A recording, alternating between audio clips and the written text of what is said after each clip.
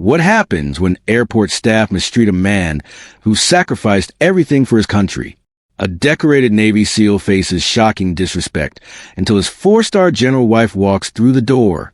The confrontation that followed? Unforgettable. Mason Carter didn't have the luxury of showing weakness. Not today. Not after 15 years as a Navy SEAL, 3 combat tours, and a silver star that few civilians would ever understand the cost of earning. The early morning light filtered through Dallas-Fort Worth International's windows as Mason made his way through Terminal C, his slight limp barely noticeable to untrained eyes. The shrapnel from Fallujah had healed as much as it ever would. The memories hadn't. He was headed to Coronado for Commander Wilson's memorial service. Rick Wilson, his team leader, his mentor, the man who dragged him half-conscious through enemy fire when their extraction went sideways in '09. Heart attack at 47. No warning. Mason adjusted his navy blue blazer, the small trident pin on his lapel catching the light. Understated, just as he preferred. His carry-on bag contained his dress uniform, meticulously pressed. He'd wear it tomorrow when they scattered Rick's ashes over the Pacific, per his final wishes. His phone buzzed with a message from Diana, his wife of 8 years. Safe travels. Make us proud. She always said that, even though they both knew he'd stand silent at the service. General Diana Carter wouldn't be joining him. Crisis response meetings at the Pentagon kept her anchored in D.C. Mason understood duty better than most. He sipped his black coffee, scanning his boarding pass on his phone, while approaching the American Airlines priority check-in. Flight 3217 to San Diego, boarding in 40 minutes. Plenty of time. Mason had taken the same flight 4 times this year already. Always smooth, always efficient. Military precision in civilian clothes. That's how he approached everything since his medical discharge 3 years ago. What he didn't expect was a look on the gate agent's face when he approached. Not recognition, not respect. Something else entirely. Something Mason had seen too many times before. "Good morning," Mason said, handing over his ID and boarding pass. "Flight 3217 to San Diego. I'd like to check my carry-on." The agent, a young man with a name tag reading Tyler, glanced at the documents, then at Mason, then back at his computer. His fingers tapped across the keyboard with deliberate slowness. Tyler said, not looking up. "There seems to be an issue with your boarding." Mason remained perfectly still. "What kind of issue?" "I checked in last night." Tyler leaned back in his chair, something like a smirk playing at the corner of his mouth. "You've been flagged for additional screening. We'll need to verify your credentials." Mason's jaw tightened imperceptibly. "I've taken this route multiple times this year, without any issues." "Security protocols change, sir," Tyler replied, emphasizing the last word just enough to make it sound hollow. He waved over another employee. "Hey, can you come handle the situation?" Mason checked his watch. 7:23 a.m. The memorial service preparations began at 2 p.m. He had planned for delays, but not this. "Can you explain exactly what the issue is?" he asked, voice level. "I have an important event to attend." The second employee arrived, a woman who barely glanced at Mason before speaking to Tyler. "Random security review," she said flatly. "We'll need to recheck everything." Mason produced his military ID alongside his driver's license. "I'm a retired Navy SEAL. This is a Veterans Memorial Service. I'm attending." Neither employee looked at the military ID. The woman shrugged. "That doesn't override security procedures." Around them, other passengers had started to notice. A businessman in an expensive suit frowned. A woman with 2 children whispered something to her husband while looking at Mason. "I'm not questioning security," Mason said calmly. "I'm asking for clarification on why I've been flagged when nothing has changed since my last flight." "Sir," Tyler said, voice rising slightly, "if you continue to be difficult, I'll need to call security." Mason's expression remained neutral, but his pulse quickened. The same controlled response he'd mastered in combat situations. "I'm not being difficult. I'm asking a reasonable question." "That's enough," Tyler snapped, motioning to someone out of view. "Security, please." Mason stood motionless, aware of the eyes on him. He hadn't raised his voice. hadn't broken protocol. Yet somehow he'd become a threat. Two security officers approached, walking with purposeful strides. "Sir, you'll need to come with us," one stated firmly. Mason looked at his boarding pass, then at the officers. "On what grounds?" "Additional screening," the officer replied. "Please don't make this complicated." They led Mason to a small room just off the main terminal, fluorescent lights humming overhead. One guard positioned himself by the door, while the other began rifling through Mason's carefully packed bag. "Is this really necessary?" Mason asked, watching as they pulled out his dress uniform, the metals clinking softly against each other. "Standard procedure," the officer replied mechanically, not meeting Mason's eyes. When they reached the small box containing Rick's memorial service program and the folded flag Mason was to present to his widow, the officer opened it without care. "That's a ceremonial flag," Mason said, an edge finally creeping into his voice.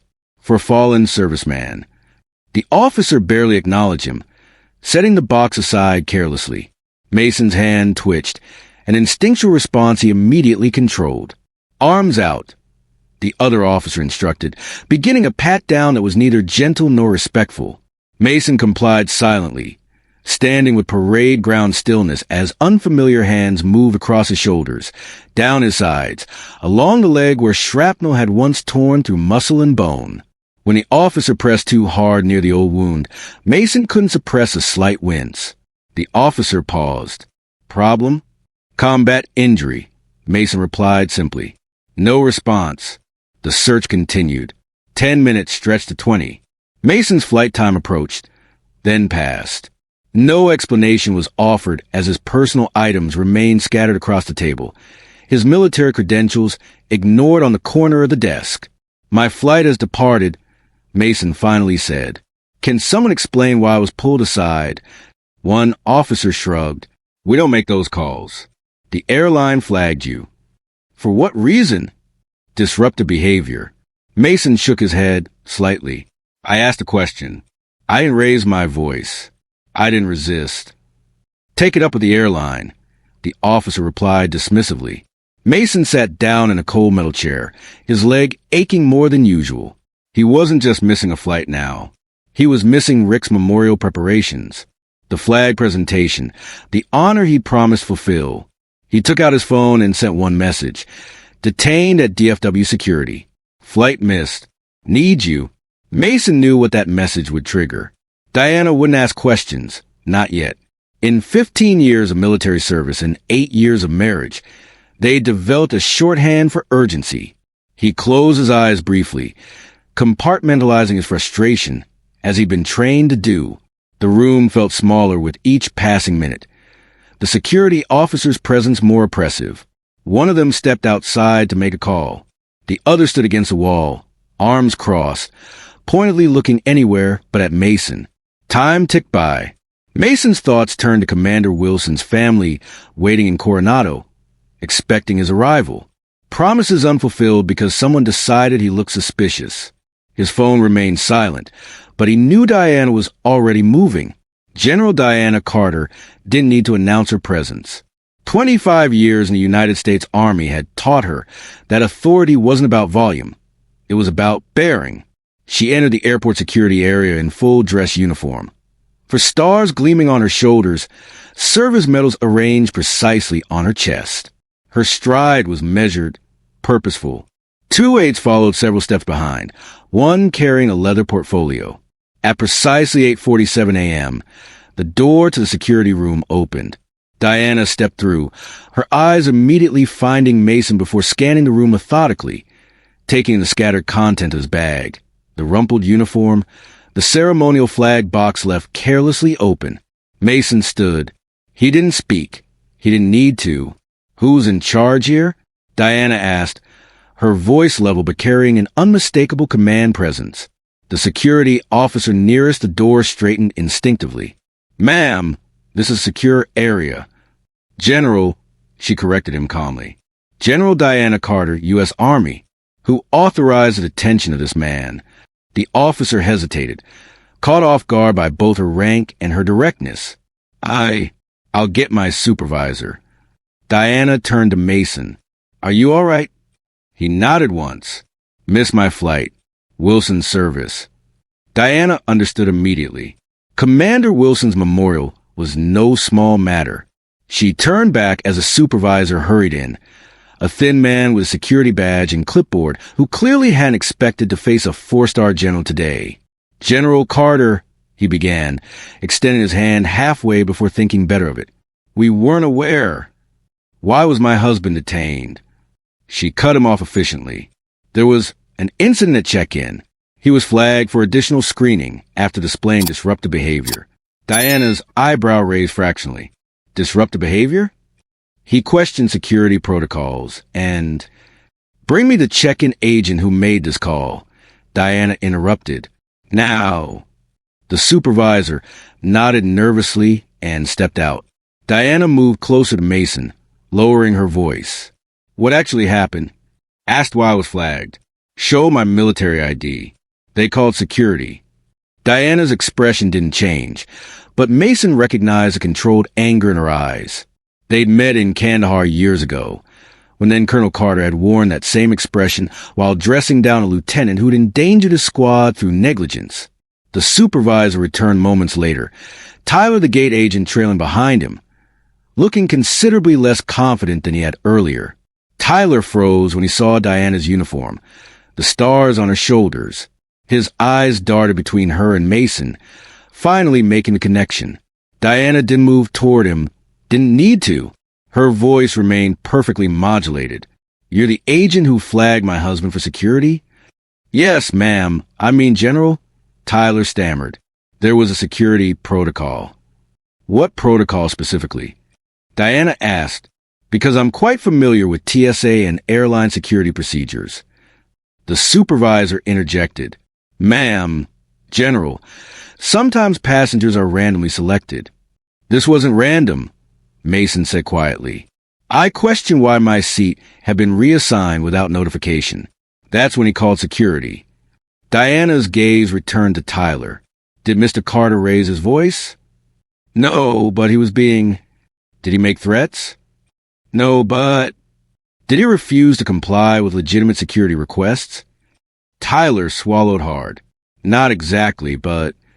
Not exactly, Diana repeated. Her voice remained calm, but the temperature in the room seemed to drop. You do understand what happened here, don't you? No one spoke.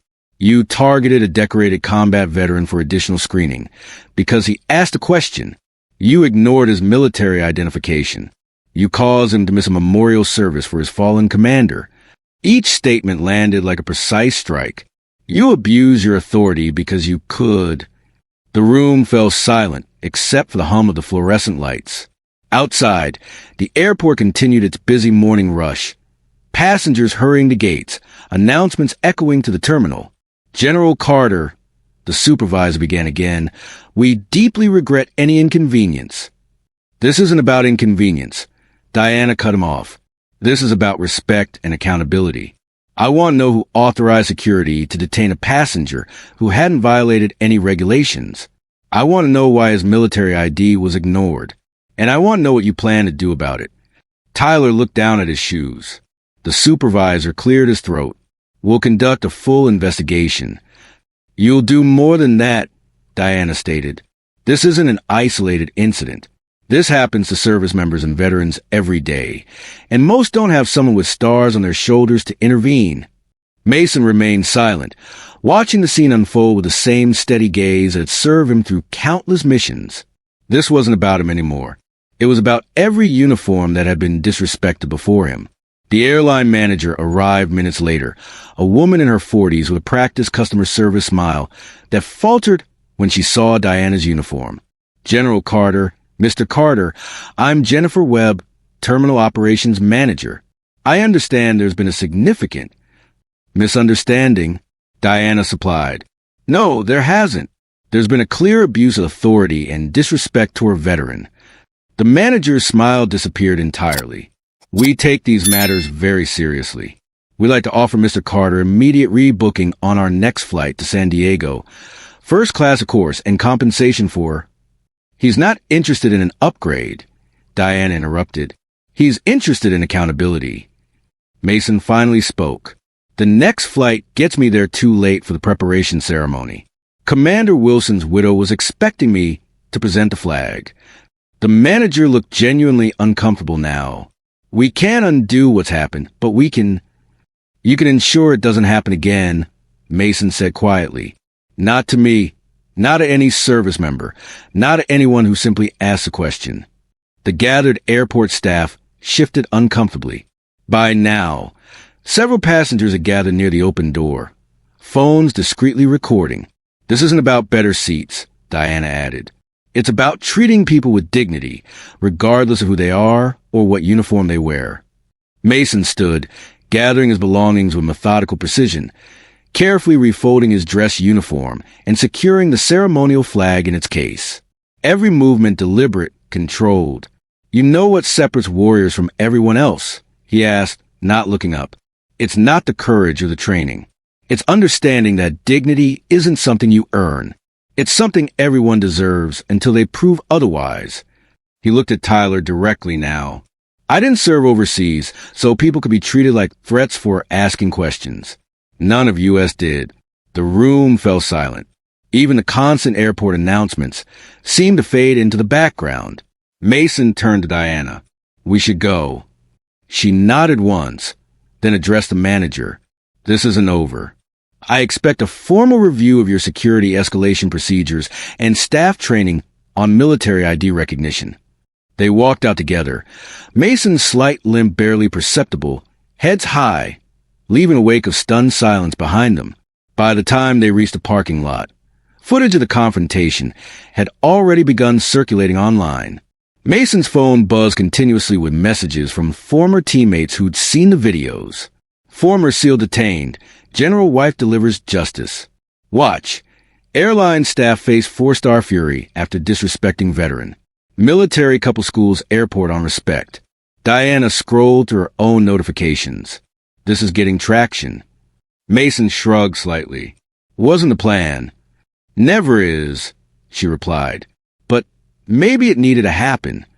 He nodded, thinking of Commander Wilson, of the ceremony he'd miss, of the promises broken because someone decided he didn't deserve respect. 3 days later, back in their Arlington home, Mason sat reviewing the emails and messages that had flooded in since the incident. Veterans from across the country sharing similar stories. A Marine Corps sergeant delayed until she missed her daughter's graduation. An Army captain questioned repeatedly despite showing military ID. A retired Air Force pararescue specialist objected to random checks on 3 consecutive flights. You're not going to believe this, Diana said, entering the living room with her tablet. The airlines issued a formal apology and announced new staff training on military ID recognition and veteran sensitivity. Mason nodded. Good start. There's more. They established a military liaison position at major hubs and donated to the Veterans Transition Network. He set down his phone. It shouldn't take stars on shoulders to make this happen. Diana sat beside him. Did Wilson's family understand? They did. Mason's voice softened. Rick's widow said he would have appreciated the irony. Fighting battles even at his memorial, she called it. The living room fell quiet, just the soft ticking of the clock on the mantel. Mason had attended the memorial service a day late, missing the preparations, but present for the final ceremony. Commander Wilson's teammates had understood immediately when they heard what happened. This was never about us, Diana said finally. Mason nodded. It's about the uniform, what it stands for, the respect it's earned, and everyone else who deserves that same respect, Diana added. Especially them, Mason agreed, especially when there's no uniform to identify them. 2 weeks later, Mason stood before a group of newly commissioned officers at Annapolis. He hadn't planned to mention the airport incident, but during questions, a young ensign raised his hand. Sir, we all saw what happened at DFW. How do you maintain composure when people disrespect the uniform? Mason considered the question carefully. The uniform deserves respect, but so does every human being. What happened wasn't just about disrespecting a veteran. It was about someone using authority to diminish another person. That happens every day to people without medals or rank. He paused, looking across the eager faces before him. The greatest service you can provide isn't just defending your country in combat. It's remembering that dignity isn't reserved for those with titles or uniforms. When you see someone being treated as less than they deserve, military or civilian, that's when your training really matters. Afterward, a lieutenant approached him privately. "Sir, my mother faces that kind of treatment regularly. She's not military, just a regular citizen who asks questions when things don't make sense. No one steps in for her." Mason nodded. "Then you know why this matters." That evening, as videos of his comments joined the still circulating airport footage, Mason reflected on Commander Wilson's favorite saying, "Your most important mission is the one you don't see coming." This hadn't been about a missed flight or a memorial service. It had become something larger, a reminder that respect shouldn't require rank or recognition, that dignity isn't earned but inherent, and that standing up for these principles is perhaps the highest form of service. If this story made you think about how you treat others, with or without uniforms, share it, because respect isn't situational, and everyone deserves to be heard.